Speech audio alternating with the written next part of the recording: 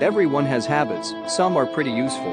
But other habits, drinking caffeine too late in the day or hitting snooze too many times, might not be so beneficial.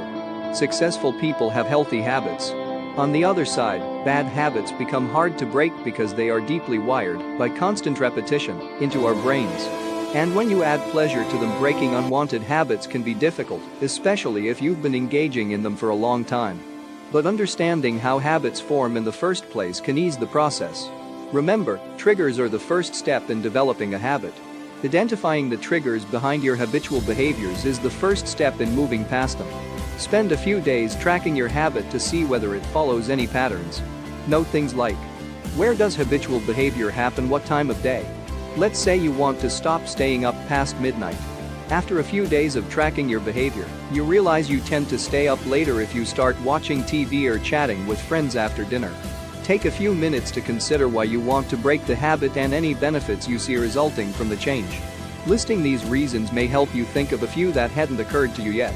For added motivation, write your reasons down on a piece of paper and keep it on your fridge, bathroom mirror, or another place where you'll see it regularly.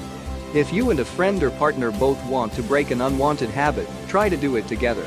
Say you both want to stop smoking. Dealing with cravings on your own can be tough. Quitting along with a friend won't make the cravings go away. But they might be easier to deal with when facing them with someone else. Mindfulness can help you develop awareness around your thoughts, feelings, and actions. This practice involves simply observing impulses that relate to your habit without judging them or reacting to them. As you become more aware of these routine behaviors and the triggers that lead to them, you may find it easier to consider other options, such as avoiding reminder cues or not acting on the urges.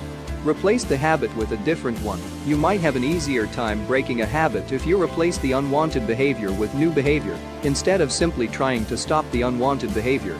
Start small, trying to kick multiple habits in the same go. The image of a new, improved self can be a powerful motivator, especially when you first decide to change unwanted habits. This can sometimes work. If the habits go together, you might find it easier to address them at the same time. Change your environment. Your surroundings can sometimes have a big impact on your habits. Maybe you're trying to break the habit of always ordering takeout because it's costing you too much money. But every time you go into the kitchen, you see the to-go menus hanging on your fridge.